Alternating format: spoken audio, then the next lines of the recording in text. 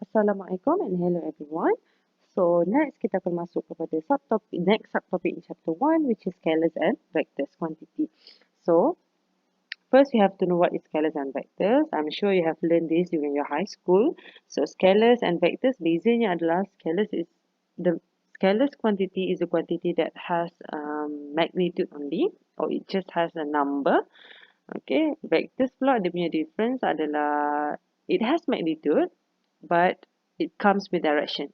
Okay, so itu bezanya. Scalar hanya ada magnitude ataupun any number with the units, and then vectors dia ada magnitude plus direction. For example, you can imagine your house is, let's say, 500 meter from a bookshop. Okay, so that is the scalar quantity. Okay, so 500 meter daripada satu bookshop ni. And then, kalau kita nak jadikan dia vector quantity, dia boleh jadi vector quantity. So, kalau scalar, kita panggil itu sebagai distance or jarak. Okay, tapi kalau kita nak jadikan dia sebagai vector quantity, we can simply say your house is 500 meter towards north from the bookshop. Maksudnya dia ada certain direction dekat situ ke arah utara from the bookshop. Okay, so itu dia dah jadi vector quantity. So, kita tak payah lagi itu sebagai distance, but we can categorize it as displacement. Okay, macam yang saya explain dalam video yang pertama. So, itu yang dimaksudkan tentang displacement. Okay, so that is the difference between distance and displacement lah. Distance is magnitude and displacement is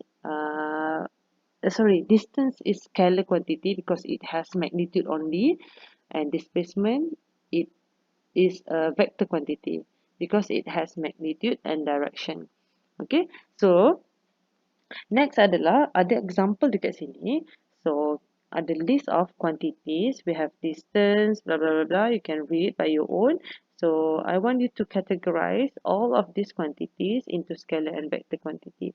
So try to categorize first and then kita akan discuss lah. Okay, if you have any question to ask, you are not sure which one is scalar or vector, you can ask during Google Meet session or you can just Google, okay, to confirm which one is vector and which one is scalar quantity.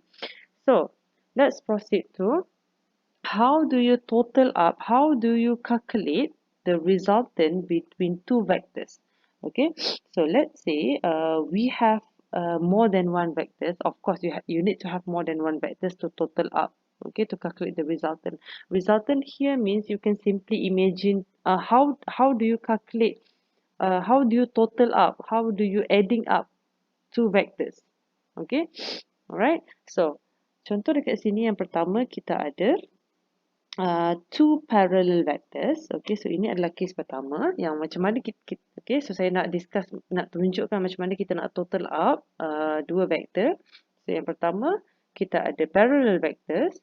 Okay, bermaksud vectors, kedua-dua vector tu parallel to each other lah. So parallel dekat sini maksudnya selari. And then yang kedua, kita ada juga kemungkinan kalau vektor tu bukan parallel, dia boleh jadi perpendicular. Okay, so perpendicular dekat sini bermaksud direct translate dia adalah serenjang. Okay, berserenjang bermaksud angle dia mesti 90 darjah. Okay, yang ketiga, vectors at other angles. Okay, so yang first tadi parallel, selari. Yang kedua, berserenjang ataupun perpendicular. Yang ketiga, dia tak parallel, dia tidak perpendicular, tapi dia mungkin ada a certain angle from a reference line lah. Okay, so ada tiga case yang kita akan discuss. Okay, kita just tengok case yang pertama dahulu. Okay, so we have two vectors. Okay, so tengok dekat sini kita ada vector A. So, vector A dan juga vector B. So, arrow on top of A tu adalah to represent A is a vector lah. Okay, so kita ada vector quantity A, kita ada vector quantity B. Okay, kalau tengok pada unit dekat sini, okay, kalau tengok pada unit dekat sini, kalau perasan ini adalah unit Newton. Okay, Newton adalah unit bagi force. So, force is actually a vector quantity lah because it has direction. Okay, so vector A is 3 Newton.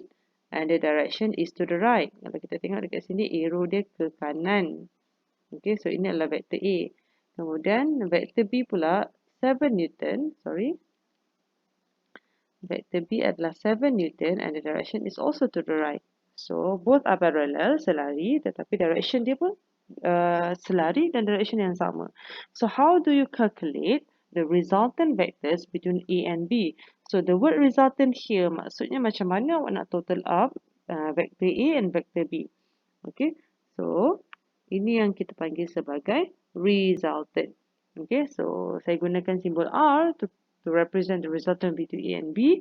So to total up A and B, which means you have to add A plus B lah.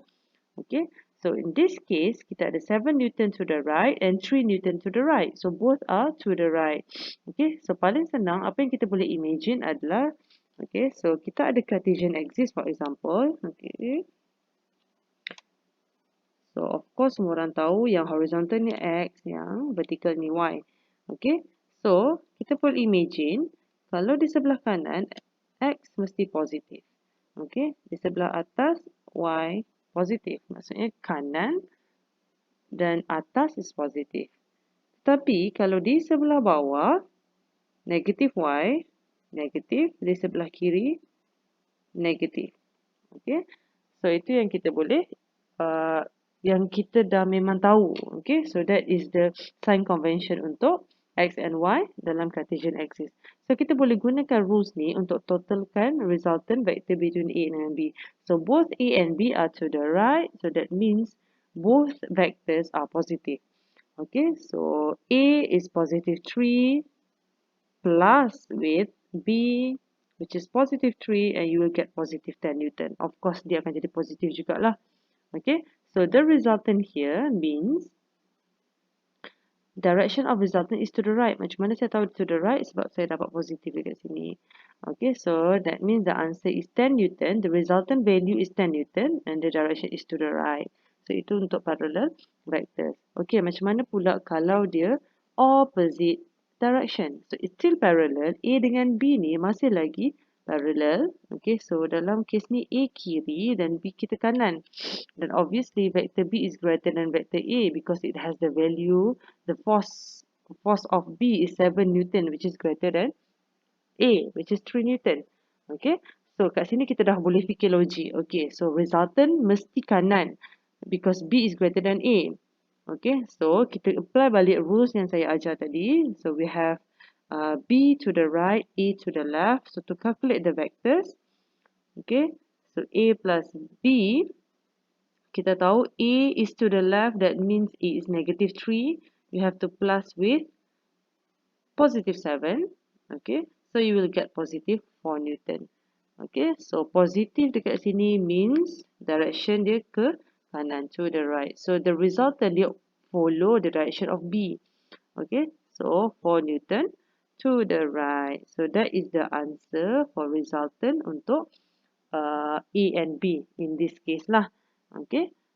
Alright, so itu untuk parallel vectors. Now, let's proceed to the next case if the vectors are perpendicular to each other.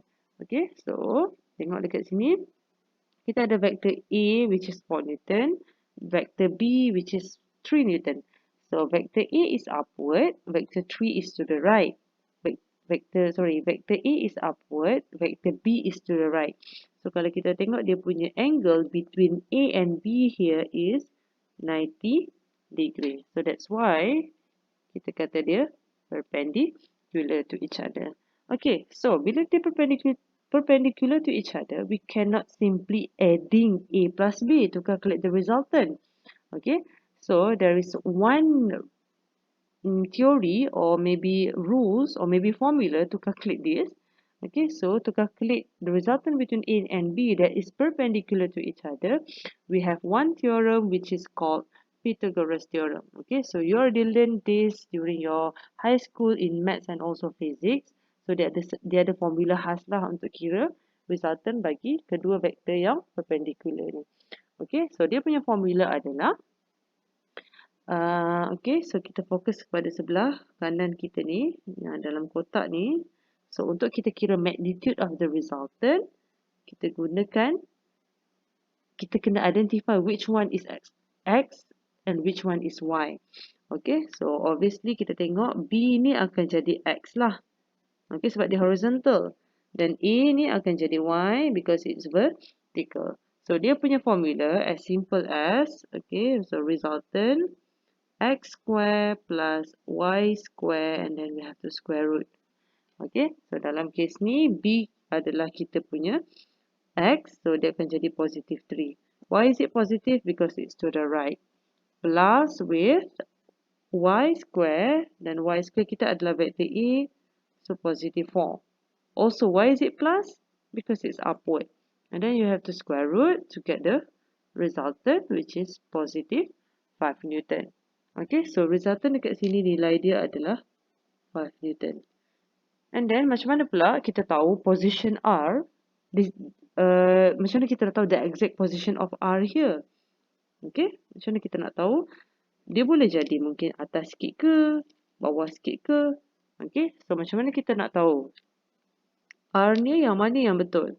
Okay, to check the position, the exact position of R ni, kita boleh kira direction. Okay, so macam mana nak kira direction? We calculate the angle of R from x-axis. Okay, so there is one formula to calculate the angle here. Kita akan gunakan trigo. Okay, kita akan gunakan tangent. Okay, so macam mana nak kira tangent ni? Okay, yang ni korang dah belajar dalam maths. Okay, so kita ambil satu angle di sini from x-axis. Okay, so imagine triangle ni sekarang. So 90 degree right angle triangle. So kita akan ada opposite to the angle, sides with opposite to the angle. And then kita akan ada side with adjacent to the angle, which is here. Okay, so kat sini kita akan gunakan rule Stowa lah. Okay, formula kita untuk dapatkan angle ini adalah, okay, so theta, ataupun kita start from tangent theta lah. Kita gunakan rules trigo tangent theta equals to modulus of y over x. Okay, so bila kita rearrange to get the angle, so you have to shift tangent modulus y over x.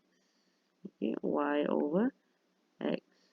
Okay, so same thing like the one in the notes lah. Okay, so we have to substitute berapa kita punya nilai y kat sini. Y kita of course lah kita punya vector A, which is 4. And then x kita akan jadi vector B, which is 3. So ignore any negative sign if any. Okay, sebab tu kita ada modulus sign dekat sini. And then after that kita dapat the angle theta. And theta tu macam kita label is measured from x-axis. So kadang-kadang dalam soalan dia memang minta kita cari magnitude and direction of this particular vector. Okay, so kita kena specify magnitude dia by using Pythagoras theorem. Dan kita kena cari dia punya angle. Dan kita kena mention the angle is above positive x-axis. Okay, sebab kadang-kadang angle tu it could be anywhere. Okay, it could be below positive x. It could be above negative x. Above or below negative x, for example. So, mesti specify. Okay, so that is the resultant vectors. Resultant vectors that is perpendicular to each other. Okay, so kita gunakan Pythagoras theorem sebab kedua-dua vektor tu memang x dan y. It lies on x and y lah. Okay, that's why kita guna Pythagoras theorem. Alright, so next case, last case will be if let's say vector A and B ni dia bukan parallel, dia bukan juga perpendicular, but it has a certain angle from any reference line lah. Okay, contohnya kalau saya lukis dekat sini, so this is our Cartesian axis, this is y, and this is x. Kemudian saya lukiskan satu vektor A di sini. Okay, so that is our vector A. And then dia ada angle, a certain angle from x. Okay, so itu contoh vektor yang pertama. Kemudian katakanlah saya lukis juga vektor yang kedua. Okay, let's say this is vector B. Ada juga angle, tapi kali ni kita ubah sikit angle dia, dia berada di bawah. Okay, so kita label lah that is theta 1. Okay, tak apalah, theta je lah. Tak ada problem kot yang pasal tu. Okay, so alright, so Next adalah same thing. This A and B is not parallel and also is not perpendicular. So kita tak boleh simply total up macam parallel vectors ataupun kita nak gunakan Pythagoras theorem sebab kita not sure A and B ni perpendicular ke. Okay, so kita tak boleh guna straight away guna Pythagoras theorem. What we have to do is we have to resolve these vectors into x and y components. So that's the word lah, kita kena resolve vectors into two perpendicular components. Okay, so untuk resolve ni kita kena buat one by one. Okay, so kita kena gunakan vector A dahulu, buat untuk vector A dulu, kemudian repeat untuk vector B, baru kita check lah apa yang kita kena buat next. Okay, so kita fokus kepada vector A terlebih dahulu. So this is your vector A.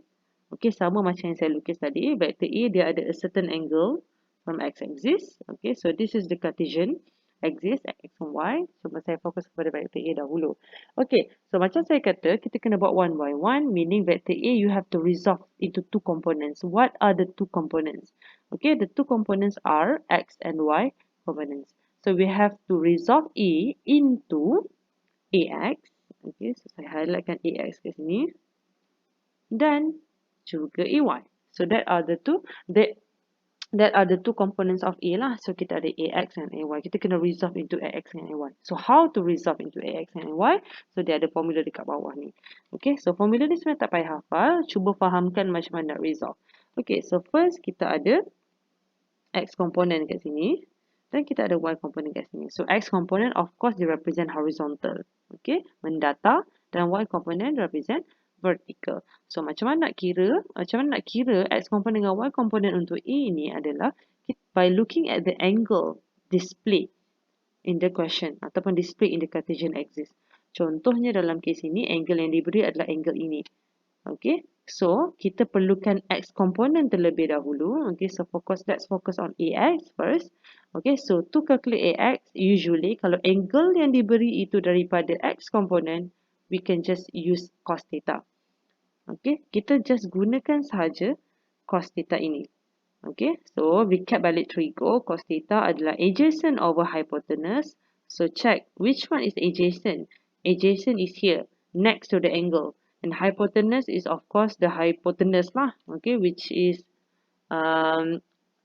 hypotenuse of the triangle lah kan. Okay, so recap yang tu balik untuk cos theta. Okay, kemudian gunakan cos, barulah boleh wujudnya AX dekat sini. So adjacent is AX, your hypotenuse is A, okay. Your hypotenuse is A dekat sini, AX over A by using the formula. Now kita rearrange sahaja untuk dapatkan AX, it's A cos theta. A darab dengan cos theta.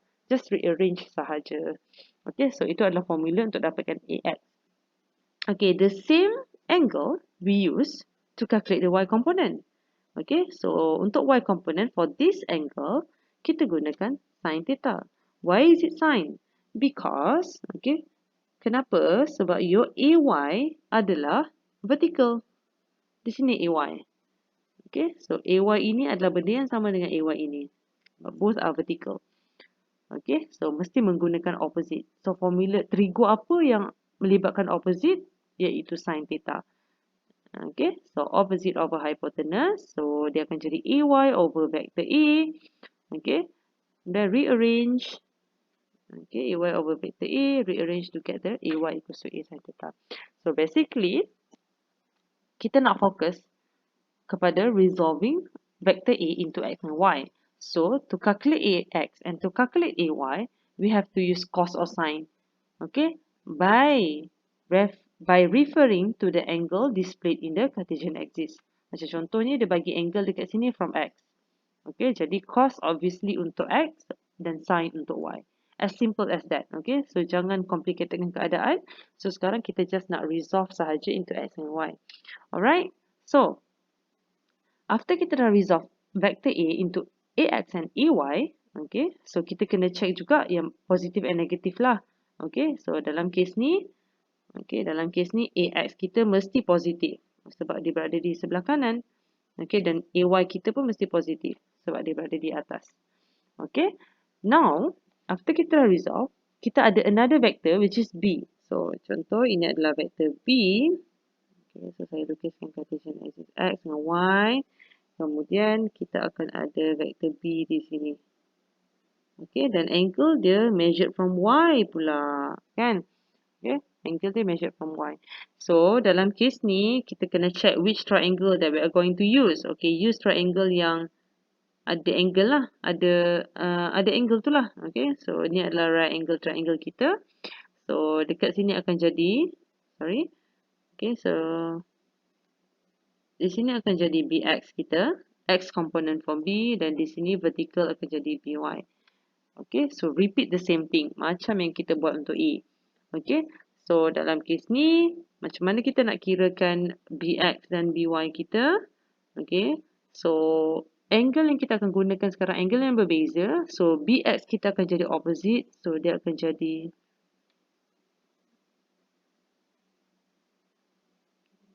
sorry ya. Okay, BX kita akan jadi opposite kan? Okay, sebab angle tu, BX adalah opposite to the angle. Okay, kalau perasan, BX ni opposite to angle ni tau. Okay, so BX akan jadi B sin theta. BY akan jadi B cos theta. So, dia akan opposite to A.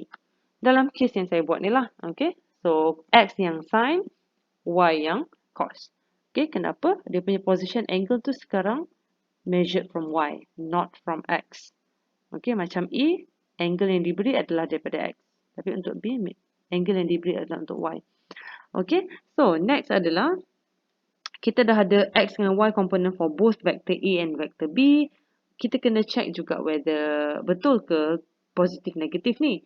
Okay, so untuk kita check positif negatif, kita kena tengok BX kita ke kanan. So, it means positif. BY kita ke bawah. Okay, sebab vector B ke bawah. So, maksudnya negatif. Okay, so after that, dah ada AX, dah ada BX, dah ada AY dan BY, kita kena totalkan. Okay, AY, BY, AX dan juga BX. Kalau kita jadikan dia dalam satu Cartesian axis, okay, untuk AY dan untuk semua komponen X dengan Y bagi A dan juga B, kita boleh lukis dia seperti ini. Okay.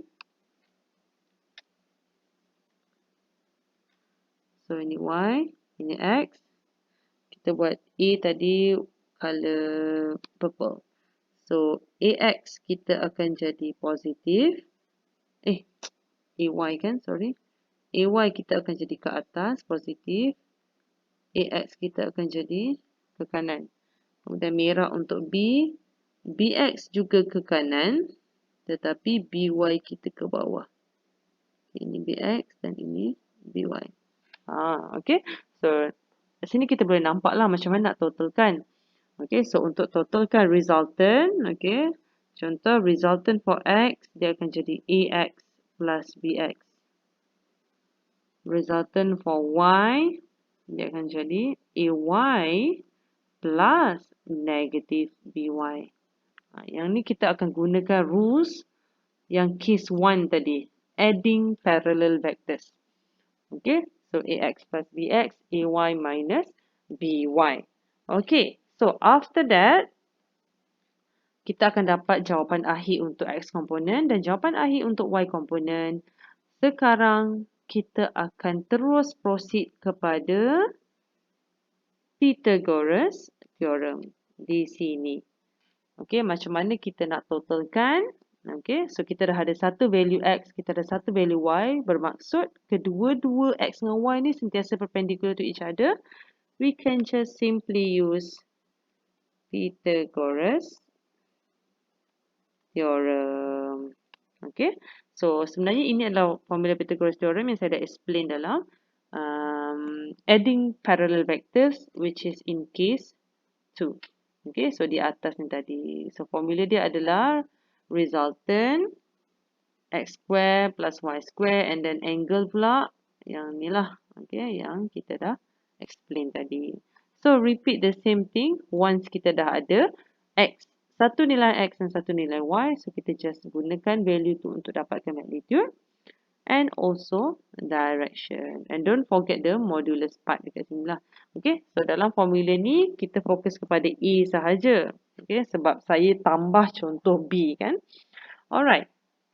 So, next adalah, we can also write this vector A in terms of unit vectors. So, apa yang dimaksudkan dengan unit vectors? Unit vectors ni adalah, kalau dalam math, kita gunakan simbol I and J. So, I here represent X, J represent Y. So, kita just simply letakkan berapa X komponen untuk AX dan berapa X komponen untuk AY. And then kita boleh jadikan dia in a form of unit vector. So, it's just another way to write a vectors lah. Okay. And then, okay. So, this is just direction of vectors by using compass, for example. Okay. Kalau kadang-kadang ada soalan yang melibatkan compass. Okay. So, you have to know which direction, which way is north, east, south and west. So, dekat mana juga north, west, north, east. Macam contoh dekat sini. Okay. NE. NE tu kita tahu between north and east. Tapi kadang-kadang if let's say dia kata 30 degree north of east. Contoh dekat sebelah ni. 30 degree north of east kan.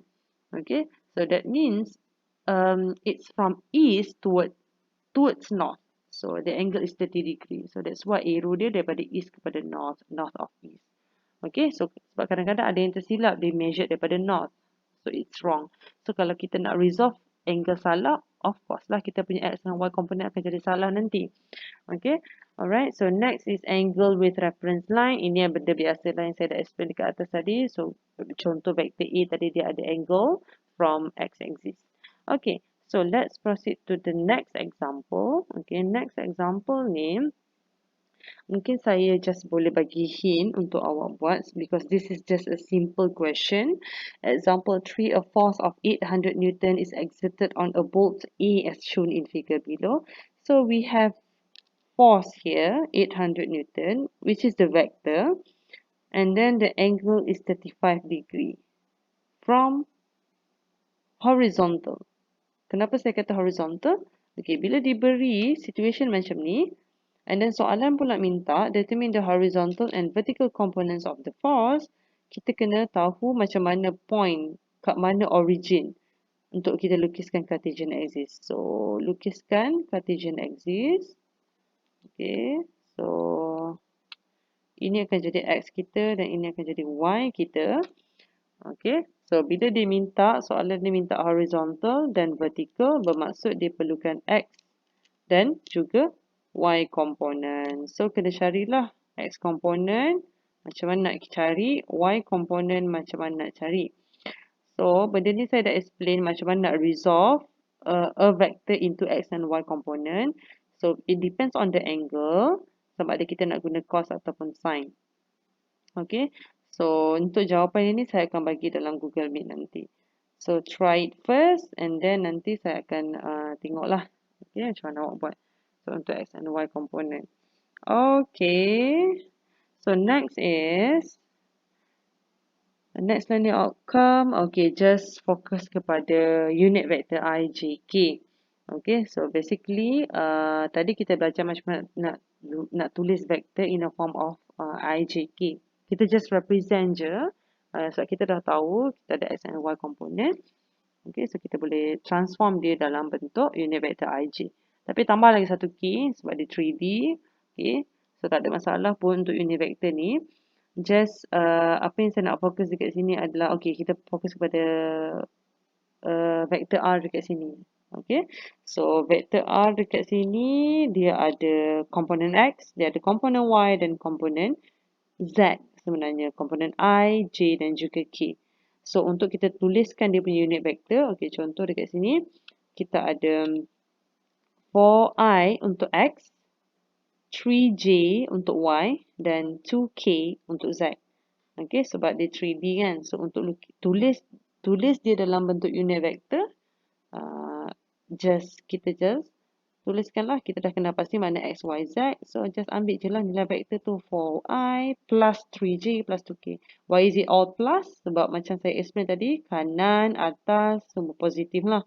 Okay. Kemudian dalam bentuk koordinat, kita boleh juga tulis dalam bentuk koordinat. Macam korang tulis koordinat dalam axis biasa. Okay. So, dia akan jadi x, y, z lah. Okay. 4, 3, 2. So, itu cara nak bagi dalam koordinat. And then, to calculate the magnitude. Okay, magnitude, just use the Pythagoras theorem. Tapi dalam kes ni, kita ada z juga. So, just square setiap komponen tu.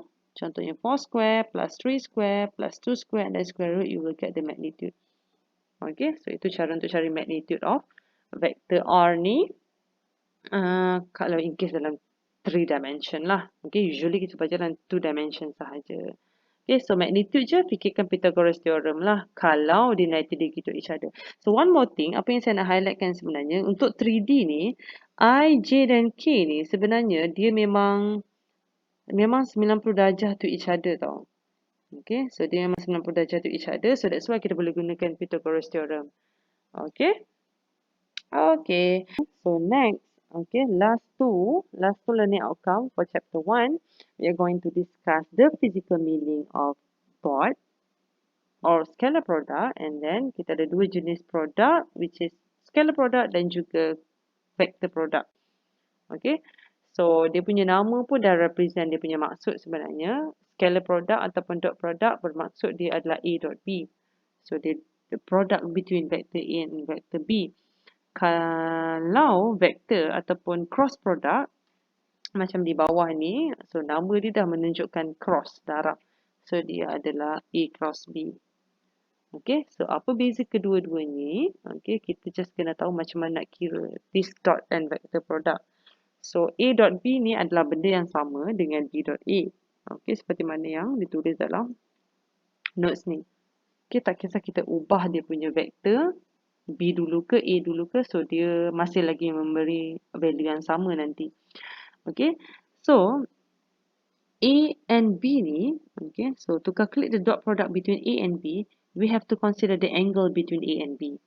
Okay, so vector A, okay, kita ada modulus kat situ. Maksudnya kita kena cari magnitude of A dan magnitude of B dan kita kena letakkan berapa angle between A dengan B. So same things, B, A and then angle between them. Okay, so sebenarnya untuk lebih faham kenapa ada angle between them, dot product ni kita akan jadikan A and B tu parallel to each other. Okay, so bila dia ada angle dekat sini, so A tu dia kena jadikan cos theta. Okay, so jadikan dia A cos theta ataupun B cos theta to make it parallel to each other lah sebenarnya. Okay, sebab kalau tak dia akan ada angle. So by using cos theta, you will make it A and B parallel to each other. So that is the definition of scalar product. Okay, so contoh scalar product ni adalah, dia ada satu formula yang kita akan belajar nanti, which is work done, which is force dot F, force times displacement. So to calculate force, to calculate displacement, kita kena ada cos theta. Sorry, untuk calculate the work done, we have to know the magnitude of force and magnitude of displacement juga, and then angle between force dengan S ni. Baru kita akan dapat work done. And the result for dot product is always scalar quantity. Okay, dia akan memberi satu value in terms of magnitude. Okay, so bila kita kata scalar quantity, dia akan ada number sahajalah. Okay, berbeza dengan vector quantity, dia akan ada number dan juga direction, magnitude dan juga direction. Okay, so next, so let's look at this example. Kita try buat sama-sama. So, two vectors, we have vector A and vector B in I, J, K. So, the first question, they ask you to calculate the magnitude of A dot B. So, magnitude of A dot B end up, kita mesti dapat scalar quantity. So, A dot B, kita just simply darabkan saja I dengan I, J dengan J, dan K dengan K. Okay, so just darabkan A dot B. So 3 times with negative 5. So I dot I akan jadi 1. And then plus with 2 times 8. Sorry, 2 times 8. plus with -4 times -2. Okay, so double check betul tak jawapan yang diberi. So itu untuk A dot B. Okay, so kalau betul jawapan dia 9, you can just proceed to number 2. The angle between the two vectors. Okay, ni kita kena gunakan definition untuk A dot B lah. Kita kena tahu apa magnitude untuk A, apa magnitude untuk B. Dan kita kena cari angle. So let's say the first question, dia punya nilai adalah 9. So kita kena cari magnitude satu persatu untuk A. Macam mana nak cari magnitude A? Okay, kita akan gunakan Pythagoras theorem. Sebab kita dah memang ada X, Y dengan Z. 3 square plus 2 square plus -4 square. And then square root. The same thing for B. Magnitude -5 square plus with 8 square plus with -2 square. Square root. And then just masukkan nilai untuk dapatkan angle theta. So double check betul tak jawapan yang diberi. So last, let's look at the vector product. Okay, so we have two vectors, A cross B. So maksudnya multiplication dia ada dua jenis. Satu scalar, satu lagi dia adalah vector. Okay, so vector kita gunakan cross lah. Okay, dia punya physical meaning is A cross B. Dan untuk membezakan scalar dan juga vector ni, kalau scalar kita gunakan cos theta. Tetapi kalau vector product kita akan gunakan sin theta. So, macam dalam formula yang diberi, so dia akan jadi magnitude of A times magnitude of B times with sin theta ataupun magnitude of B times A times with sin theta. So, kalau scalar product, kita akan jadikan either A or B which is parallel to each other. That's why we use the term sin cos theta. Tapi untuk vector product, kita gunakan sin theta to make it both vectors are perpendicular to each other. Okay. Seperti dalam gambar dekat sebelah ni. Okay, so dalam kes ni kita darabkan A cross B. Okay, so A cross B. So untuk dapatkan resultant bagi A cross B ni, dia punya vector product dia akan jadi C. Dan C, between A, B dengan C ni, ketiga-tiga ni adalah 90 degree to each other sebenarnya. So kita ada satu cara untuk determine vector C sebenarnya daripada A cross B by using the right hand rule.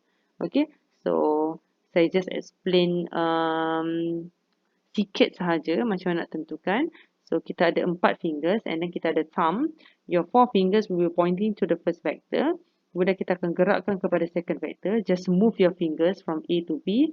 Kemudian your thumb masih lagi ke atas menunjukkan itu adalah vector C. Okay. So that is the product between A cross B lah. Kadang-kadang sometimes it depends on kat mana kita move lah. First to second vector. Yang penting your first movement mesti daripada first vector towards the second vector. Okay. So ini adalah contoh application of vector product. We have formula torque. Okay. R times with force. So position, a certain position R and then times with force. Kita akan belajar force. R times with force, kita akan belajar ni dalam chapter 8 nanti, rotational of a rigid body. Okay, so kita just proceed kepada example 5 di sini. We have two vectors, okay, A and B. Okay, so di 2D sahaja, IJ, A dan B. Calculate the magnitude and direction of A cross B if the vectors are perpendicular to each other. So, memang A dengan B perpendicular to each other. So, macam mana nak kira magnitude of A dan B? Okay. So, kita just darabkan saja. Kita dapatkan magnitude bagi A dulu. Okay. So, 3 square plus 2 square. And then, for B pun sama. -5 square plus 8 square. Okay, just totalkan. So, kita boleh gunakan definition untuk A cross B tadi. Sebab kita dah ada angle between A and B. So, magnitude A yang kita akan kira tadi times with B. Okay, yang kita kira di atas tadi. Darabkan sahaja dengan sin 90. Macam mana saya tahu 90? Sebab dia dah kata A and B vectors are perpendicular to each other. So just kirakan lah. Okay, double check betul ke tak jawapan dia. And then dia minta kita kirakan juga, kita determine juga the direction of A cross B. Kat mana hasilnya direction of A cross B. Okay, so A cross B by using right hand rule sebenarnya daripada A towards B, okay, daripada A towards B, kita akan dapat thumb kita akan ke towards this paper, okay, towards your notes ni. Okay, so kalau towards your notes, selalunya kita akan lukis cross. Okay, ni pun kita akan belajar detail nanti dalam semester 2. Okay, so let's say kalau A cross B tu adalah sama dengan C, so vector C adalah into the page. Thumb awak akan pointing towards the page lah, towards your notes. Okay, sebab kita punya fingers ke atas, the 4 fingers is upwards from A, kemudian kita gerakkan ke B, kemudian thumb akan jadi ke dalam. That's why jawapan dia into the page. Alright, so last example. Okay, untuk just awak familiarkan sajalah. Okay. Okay, so A dengan B is given. Determine the direction of new vectors B cross A. So first vector kita B, kemudian 4 fingers daripada B kepada A. Okay, from B towards A. So kita akan check yang vektor kita akan jadi ke bawah. Okay, so let's say C adalah B cross A kan. Okay, so C itu akan jadi ke bawah lah. Okay, B, A, so dia akan jadi ke bawah. Alright, so untuk soalan seterusnya, the angle theta shown in the figure is 24.6. Kat mana angle theta? So, you have to label lah. Okay, so mungkin dia missing kat sini. 24.6. Okay, the magnitude of B cross A is 25 cm and B is 12. Find the magnitude of vector A. Senang sangat soalan ni. Okay, so B cross A is B times with A sin theta. Theta diberi kan? B punya magnitude pun diberi 12 times with A lah. Okay, so kita kena cari magnitude bagi A sin will be 24.6 degree. So, kita punya magnitude of B cross A tadi pun diberi 25. So, you can just figure out what is A. Okay, so kalau if anything wrong with the answer ke question ke, so let's discuss later. Alright, so that's all for chapter 1. Thank you.